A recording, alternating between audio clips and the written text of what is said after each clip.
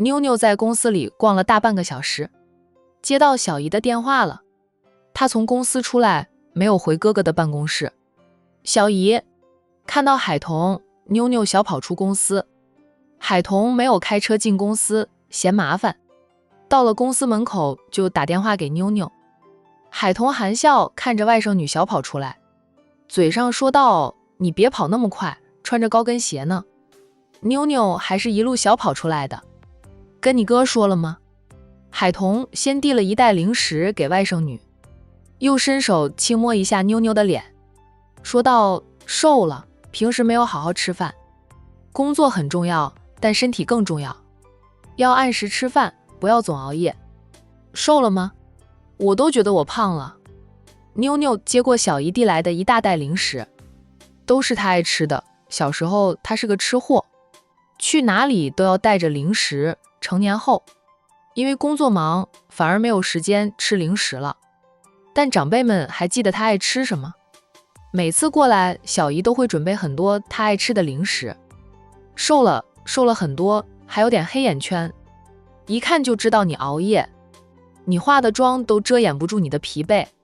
海童掏出手机打电话给周阳，等外甥接电话后，他说道：“洋洋，我接到妞妞了，你晚上有空就过去吃饭。”好，我肯定过去吃饭的。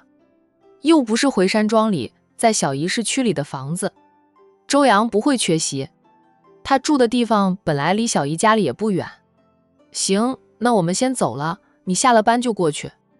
晚上别加班了，适当的时候也要给自己放假，放松放松。在海童眼里，外甥就是工作狂。好吧，他身边的人几乎都是工作狂，就是他自己年轻那会儿也为了生意到处跑，忙起来的时候曾试过有10几天没有回家的。贝贝想妈妈想得厉害，打电话给他，在电话里委屈的哭，问他是不是不要贝贝和哥哥了。海童记得自己当时就红了眼，然后他当晚就连夜从外地赶回管城，后来就没有试过为了工作那么久不回家的。现在儿女都大了，他也减了工作量，让自己轻松，等儿女都成家立室，他当奶奶和姥姥了，就完全退休在家含饴弄孙，闲时就和一般老友到处游玩，或者种花，养鱼，喝茶。小姨，我会的。海童又叮嘱了2句才结束通话。姨甥俩都上车后，海童问外甥女想吃什么菜，小姨带你去买菜，家里厨师每天做的菜都是提前订好的，怕你不喜欢吃。妞妞边吃零食边说道：“小姨家里的饭菜什么时候都很好吃，不用特意加菜，就简单的家常菜可以了。”海童还是带着外甥女去买了不少菜回家。到家后，海童亲自下厨做菜，妞妞跟着打下手。海童叫她到外面去坐着看电视。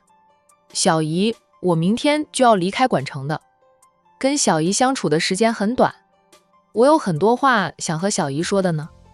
我就打下手，这些活儿我又不是没有干过，她不仅干过，还很熟练呢。占家人培养孩子是按照老太太以前的教育方式，不仅仅要学习好，生活自理能力也要求很强。总之就是文武双全又万能，什么都要会。妞妞是凤家少主，以后要接管凤氏家族的，挑的担子很重，哪怕父母视她为掌上明珠，疼得不得了，但该学的她都要学。所以烧菜做饭这种家务活难不倒妞妞。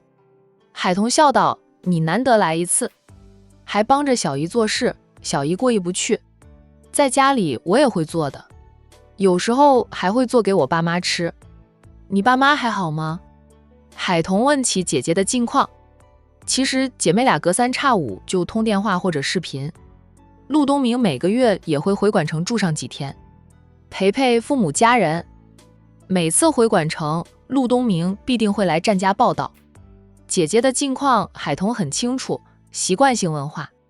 挺好的，我妈天天那么忙，我爸将很多生意交给我和我哥了，他反而没那么忙，拼命保养。前2天才去染了头发。陆东明比海玲大几岁，已经年过60，踏入了老人队伍，长白头发很正常。他不服老，也觉得自己还没有老。其实更怕海玲嫌他老了，哪怕海玲也有了白头发，他还是觉得自己比海玲老了很多，所以去染了黑发，那样让自己显得更年轻。海玲反而顺其自然，他知道再怎么保养，老了就是老了，他能坦然面对自己老了的事实。儿子都30好几了，他老了也正常呀。海童笑道，你一仗只要头发有一点白就赶紧染黑。妞妞也笑，在他眼里，长辈们虽说年纪不小了，但他们都保养得不错，看上去比实际年龄要小10岁甚至10几岁的，还年轻得很呢。在商界里，很多商界大老板都7老80了，依旧天天回公司开会处理文件，坐飞机出差忙得团团转，他见多了，所以妞妞觉得自家的长辈都还年轻，相较于那些7老80的大佬们，50、60岁真的年轻。小姨，你知道东城富士的副总吗？好像叫傅婉宁吧？妞妞忽然问着海童。海童手上活不停，他说道，丫头，你挺厉害的吗？就过来这半天时间，连婉宁都知道了。是我哥说漏了嘴，我好奇，跟秘书打听了一下，秘书无意中提到副总，我觉得是他。你哥和婉宁可没有什么，就是见过面，2家公司谈成了合作，仅此而已。妞妞笑道，我又没有说我哥和副总有什么，就是好奇副总这个人定力那么好，能抵挡我大哥的魅力。小姨，你见过副总的吧？见过，他们去过山庄，小姨招待的。婉宁这孩子，小姨跟他一见如故，相见恨晚呀，都成了忘年之交。我哥的秘书说副总不是那种让人一眼惊艳的美女。不是，她属于耐看型，不是惊艳型，看她要看她的内在美。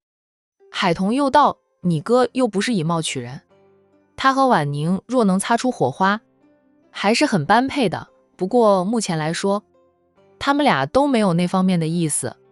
傅家人口简单，但也复杂。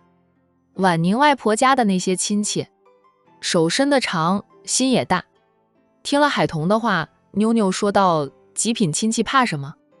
只要自己足够有本事，再多的极品也能灭了。来一个就灭一个，来一双就灭一双。主要还是看副总有没有那个魄力。他要是没有那个魄力，连极品亲戚都摆平不了，如何管理公司？他自己家里麻烦多吗？海童说道，傅家人丁单薄，几代单传，到了婉宁这一代，他爸早早就走了。